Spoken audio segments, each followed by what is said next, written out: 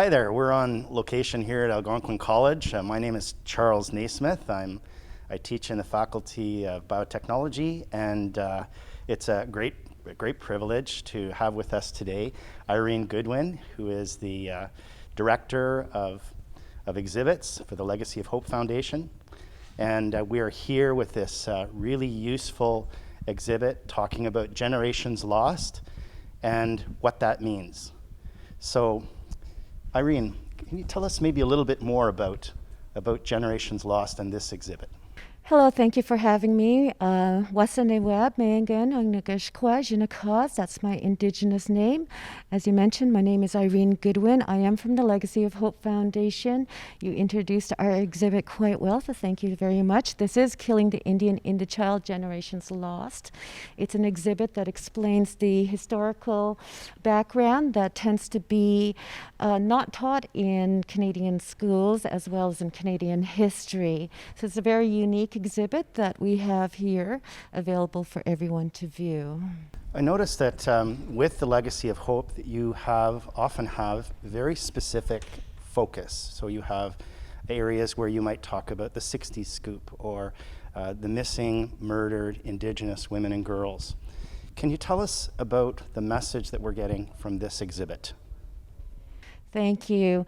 Yes, before I talk about this specific more in depth, I do want to mention, you did mention our 60s scoop. That is our Baijawin exhibit. Very important. It is part of the genocide and assimilation processes, which the residential school was part of, as well as our missing and murdered exhibit called Wanashgotten Wake Up. It is also related to the whole concept of assimilation and genocide, which is part of the residential school system. This particular exhibit, as I mentioned, includes a timeline, has some unique pieces of information that is created in a way for the general public to be able to easily disseminate that information in their own time and in their own space so that they can approach it in a safe way. That said, I do want to mention all of our exhibits. We do include a trigger warning in case people do need services afterwards. So we do encourage, if anyone does need to speak with someone, that they do call the survivor line or a local support line available to them. Yes, the timeline is really useful to me, and I imagine for others as well, because you see the different stages that connect us, all of our history. Some very difficult things to read sometimes. And when I look at my eyes are drawn to the exhibit, and there are certain areas, but my mind is drawn to some of the areas here that speak to the creating, the dismantling, and rebuilding of community and history and so forth. I wonder if you could talk to that, talk a little bit more to that. Thank you. That's very important. You know, when we talk about the residential school system, we really don't talk about the impact, the true impact. I think we kind of skim over what has happened. And I really want people to understand that when we talk about what happened with the Indigenous children when they attended residential schools, they were first removed from their homes, their communities, their way of life, foods that were familiar for them, their culture and their languages. All of that was taken away. So you can imagine any group of peoples, a child removed from their safety nets, that's already traumatic. Then they were brought to this system, the residential school system, where they also suffered, many of them, tremendous abuses, psychological, mental, spiritual. A lot of them report sexual abuses, mental health abuses. There was a lot of shaming and humiliation acts that we would never tolerate today occurred in these systems. So that's number 2 there. Number 3 is that they're called residential schools, but many of the children who attended the school system did not come out with an education. You know, and I always like to point out, you know, when we're talking about a lot of the Indigenous issues, you know, issues such as racism and systemic discrimination, that's a built-in and taught system. You know, and if you don't know the history, you don't understand how all these systems interrelate. You know, we talked about 60 scoop, missing and murdered residential school is a link to that. Same thing with the Indian day school system, which is segregation. That's a totally different topic that I'm sure you'll explore at the future. So when we talk about what's going on with this particular exhibit, it is really designed to teach the history that is often missing and to let people get that history in a way that's easy for them to intake. This display draws our eyes to the images of children, Canadian policy, this whole idea of building a nation, in quotes. I wonder if you could talk about that sort of difference between what we think about as Canada and what actually is our history. History is very important. Without understanding history, we can be very ignorant about what has gone on, as well as what the impacts are of what those occurrences were. So when we talk about Canada, it's really important to understand how this nation was created. So this particular portion of the exhibit, it talks about the building of Canada. At the same time, it talks about the creation of the reserve system. So the reserve system is something that everyone should know a little bit about.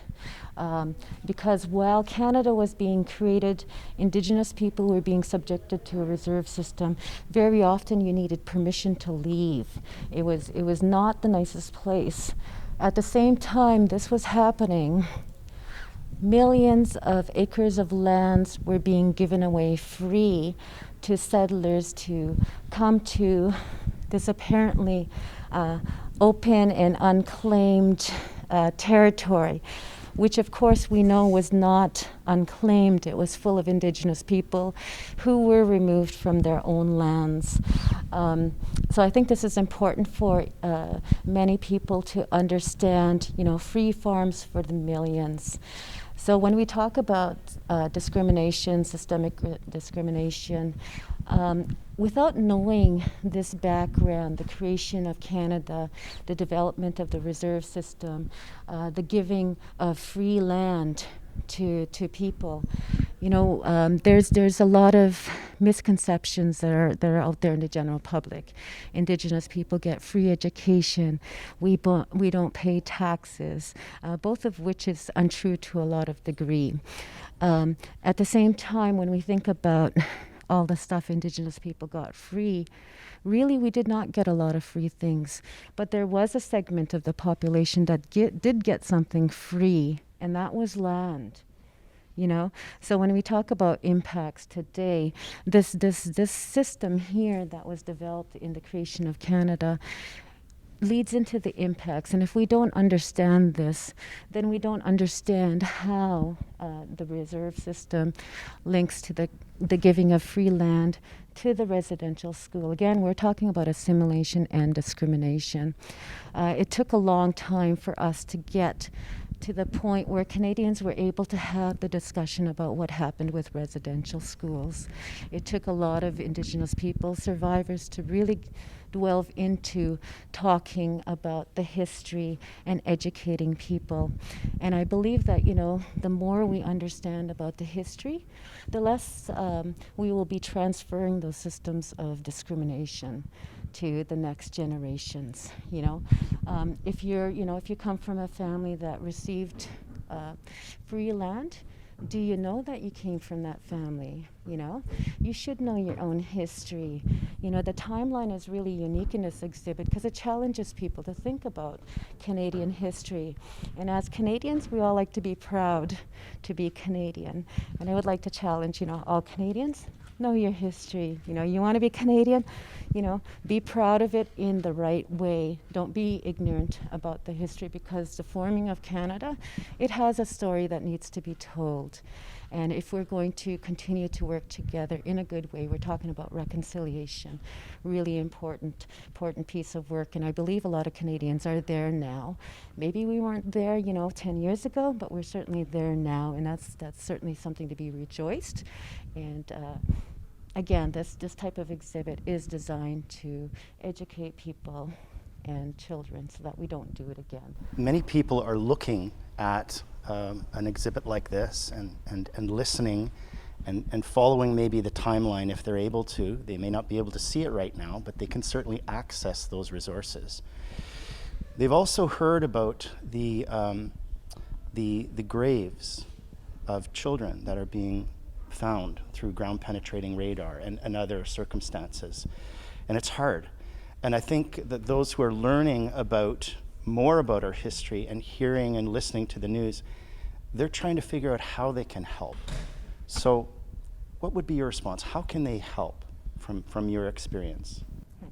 That's a wonderful question. This exhibit actually includes a panel on what you can do. So there's a lot of things that people can do as individuals, as well as, if you're involved in community, you can organize talks, you can certainly host an exhibit, just even having community come together to talk about the issue. What were the impacts? What is still ongoing? The other thing that's really important to acknowledge is just this year in 2021, and I know this film will be ongoing, it's the first year where September 30th will be recognized as the National Day for Truth and Reconciliation. So I do want to point out that, while it's a wonderful day, wonderful time for us to have one solid day to think about truth and reconciliation, it was also placed on September 30th, which many people recognize as Orange Shirt Day. Orange Shirt Day was designed specifically to bring attention to residential schools, the impact of residential schools. And of course we have Phyllis in BC who shares her story when she wore her orange shirt to residential schools and what happened there. But when we're talking about the first day for National Truth and Reconciliation, that goes beyond talking about residential schools. It's a day when we actually talk about reconciliation. What are we really going to do? So when I think about what that could do, what kind of opportunity do we have in recognizing a National Day for Truth and Reconciliation? And I would like to think that all Canadians would take advantage of this particular day, treat it like New Year's Eve. It's your day to make a resolution for reconciliation. So, this time next year, when you're coming on to the second year, you can ask yourself and even have greater conversations that maybe you didn't have this year leading into this first day of what you actually did. How did you contribute to reconciliation? It's a wonderful opportunity, and I wish more Canadians would, jump on this bandwagon and make a resolution for reconciliation. I think that would be a great start. Well, and the work that you do contributes to that, and in a great way. And people see some of this, they listen to this conversation and this walking together. How could they respond through the Legacy of Hope? If they wanted to have some contribution from the Legacy of Hope and you and your resources, how would they go about that? Well, we have a lot of resources, as I mentioned. We have 21 exhibits. We add about 2 exhibits every year. But in addition to exhibitions, we have a number of educational resources. The Legacy of Hope Foundation, we also do workshops for a number of organizations that are seeking to educate their community as well as their employees. So large banks, national corporations, they're doing it, looking at reconciliation in a different way, educating their memberships. So with the Legacy of Hope Foundation, so I had to put that plug out there for our education team as well. But in terms of the exhibit, we are the only organization in Canada that has a full roster of exhibits that are free for host organizations. We do not charge organizations to have an exhibit. They're available free. The only expense that would be related to an exhibit would be shipping and handling. Again, we're very mindful of expenses. As you see, as I mentioned earlier, we designed this particular exhibit to be lightweight so that the shipping expenses would be a lot lower than more traditional hard-framed exhibits. And in addition to that, we always encourage hosts to have some type of event or reception so that the community is aware of the exhibit. I recognize that in COVID times it's going to look a little differently, so we're always looking for new ways to do things in a safe way, and I think you guys have found a really unique way to do that here, so Chimigwech for that as well. Mm-hmm. Well, sure, and you as well, providing your time, providing your knowledge, and your good words. We certainly appreciate the fact that we can make this connection. Some of us speak to students, some of us speak to our other people in our spaces of influence. And so my hope is that this discussion moves further. The legacy of hope, I find, is a great set of words. The legacy goes back. We're talking about it today, but hope helps us move forward. So thank you very much for your time. Miigwech, merci, thank you, appreciate it. Thank you so much.